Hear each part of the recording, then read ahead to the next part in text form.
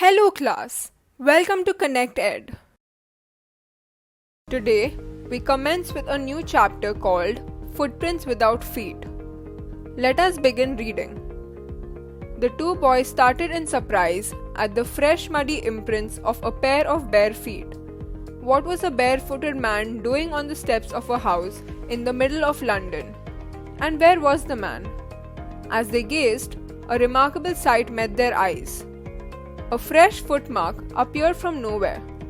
Further, footprints followed, one after another, descending the steps and progressing down the street. The boys followed, fascinated, until the muddy impressions became fainter and fainter and at last disappeared altogether. The explanation of the mystery was really simple enough. The bewildered boys had been following a scientist who had just discovered how to make the human body transparent. Griffin, the scientist, had carried out experiment after experiment to prove that the human body could become invisible. Finally, he swallowed certain rare drugs and his body became as transparent as a sheet of glass, though it also remained as solid as glass. Brilliant scientist though he was, Griffin was rather a lawless person. His landlord disliked him and tried to eject him. In revenge, Griffin set fire to the house. To get away without being seen, he had to remove his clothes. Thus, it was that he became a homeless wanderer, without clothes, without money, and quite invisible, until he happened to step in some mud and left footprints as he walked. He escaped easily enough from the boys who followed his footprints in London. But his adventures were by no means over. He had chosen a bad time of the year to wander about London without clothes. It was midwinter. The air was bitterly cold and he could not do without clothes. Instead of walking about the streets, he decided to slip into a big London store for warmth. Closing time arrived, and as soon as the doors were shut, Griffin was able to give himself the pleasure of clothing and feeding himself without regard to expense.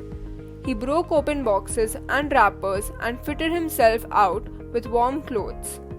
Soon, with shoes, an overcoat, and a wide-brimmed hat, he became a fully dressed and visible person. In the kitchen of the restaurant, he found cold meat and coffee, and he followed up the meal with sweets and wine taken from the grocery store. Finally, he settled down to sleep on a pile of quilts. If only Griffin had managed to wake up in a good time, all might have been well. As it was, he did not wake up until the assistants were already arriving next morning. When he saw a couple of them approaching, he panicked and began to run. They naturally gave chase. In the end, he was able to escape only by quickly taking off his newly found clothes. So once more, he found himself invisible but naked in the chill January air. Let's summarize these two paragraphs. The two boys were surprised to see the fresh muddy imprints. These were of a pair of bare feet. As they gazed, a fresh footmark appeared from nowhere. Then they saw further steps down the street. Thereafter, they disappeared. These footprints were of a scientist named Griffin. He had just discovered how to make the human body transparent. He swallowed some drugs. His body became as transparent as a sheet of glass. It was before his footprints were seen. But Griffin was rather a lawless person. His landlord disliked him and tried to eject him. In revenge, Griffin set fire to the house. He had to remove his clothes to get away. So, he became a homeless wanderer without clothes or money. The two boys had seen him thus. This time, he decided to try the stock of a theatrical company in the hope of finding not only clothes but also something that would hide the empty space above his shoulders. Shivering with cold, he hurried to Drury Lane, the center of the theatre world. He soon found a suitable shop. He made his way, invisible, upstairs and came out a little later wearing bandages round his forehead, dark glasses, false nose, big bushy side whiskers, and a large hat. To escape without being seen, he callously attacked the shopkeeper from behind, after which he robbed him of all the money he could find. Eager to get away from crowded London, He took a train to the village of Iping, where he booked 2 rooms at the local inn. The arrival of a stranger at an inn in winter was in any case an unusual event. A stranger of such uncommon appearance set all tongues wagging. Mrs. Hall, the landlord's wife, made every effort to be friendly, but Griffin had no desire to talk and told her, "My reason for coming to Iping is a desire for solitude. I do not wish to be disturbed in my work. Besides, an accident has affected my face." Satisfied that her guest was an eccentric scientist, and in view of the fact that he had paid her in advance, Mrs. Hall was prepared to excuse his strange habits and irritable temper. But the stolen money did not last long, and presently Griffin had to admit that he had no more ready cash. He pretended, however, that he was expecting a check to arrive at any moment. Shortly afterwards, a curious episode occurred. Very early in the morning, a clergyman and his wife were awakened by noises in the study. Creeping downstairs, they heard the chink of money being taken away from the clergyman's desk. Without making any noise, and with a poker grasped firmly in his hand, the clergyman flung open the door. "Surrender!" Then to his amazement he realized that the room appeared to be empty. He and his wife looked under the desk and behind the curtains and even up the chimney. There wasn't a sign of anybody. Yet the desk had been opened and the housekeeping money was missing. "Extraordinary affair," the clergyman kept saying for the rest of the day. But it was not as extraordinary as the behavior of Mrs. Hall's furniture a little later that morning. The landlord and his wife were up very early and were surprised to see the scientist's door wide open. Usually it was shut and locked, and he was furious if anyone entered his room. The opportunity seemed too good to be missed. They peeped round the door, saw nobody, and decided to investigate. The bedclothes were cold, showing that the scientist must have been up for some time, and stranger still, the clothes and bandages that he always wore were lying about the room. We continue reading. All of a sudden, Mrs. Hall heard a sniff close to her ear. A moment later, the hat on the bedpost leapt up and dashed itself into her face. Then the bedroom chair became alive. Springing into the air, it charged straight at her, legs foremost. As she and her husband turned away in terror, the extraordinary chair pushed them both out of the room and then appeared to slam and lock the door after them. Mrs. Hall almost fell down the stairs in hysterics.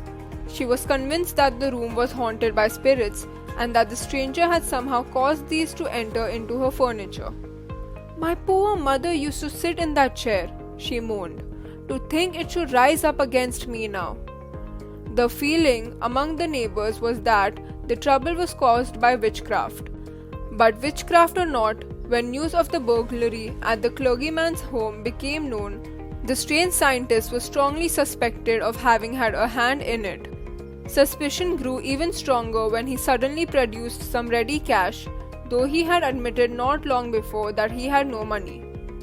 The village constable was secretly sent for. Instead of waiting for the constable, Mrs. Hall went to the scientist, who had somehow mysteriously appeared from his empty bedroom. "I want to know what you have been doing to my chair upstairs," she demanded. "And I want to know how it is you came out of an empty room and how you entered a locked room." The scientist was always quick-tempered. Now he became furious.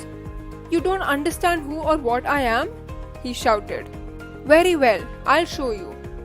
Suddenly, he threw off bandages, whiskers, spectacles, and even nose.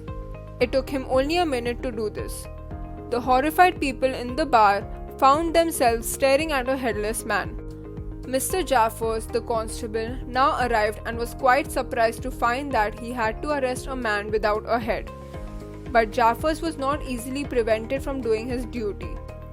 If a magistrate's warrant ordered a person's arrest, then that person had to be arrested, with or without his head.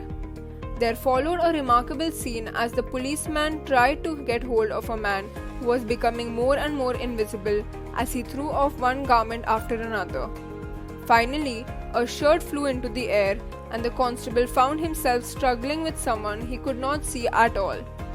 Some people tried to help him but found themselves hit by blows that seemed to come from nowhere. In the end, Jaffers was knocked unconscious as he made a last attempt to hold on to the unseen scientist. There was nervous, excited cries of "hold him," but this was easier said than done. Griffin had shaken himself free and no one knew where to lay hands on him. Soon the burglary in the clergyman's house became known. The strange scientist was suspected of having a hand in it. The suspicion became stronger as he produced ready cash. Earlier, he had admitted of not having any. The village constable was secretly called, but Mrs. Hall did not wait for the constable. She went to the scientist. She asked him what he had been doing to her chair upstairs. She wanted to know how he had entered a locked room. At this, the scientist grew angry. He suddenly shouted at her. He then threw off bandages, spectacles, nose, etc. He had become invisible. The horrified people now saw a headless person. Mr. Jaffers, the constable, arrived. He was surprised that he had to arrest a man without a head, but he had to arrest him in any case. So he tried to catch the scientist, but he was throwing off one garment after another. The constable found himself struggling with someone he could not see at all. Some people tried to help him, but they received blows only from invisible Griffin. In the end, Jaffers became unconscious. There were cries of "hold him," but Griffin had freed himself. No one knew where to lay their hands on him. Now that we have completed the chapter, we take a look at the questions. You get 5 minutes to solve these.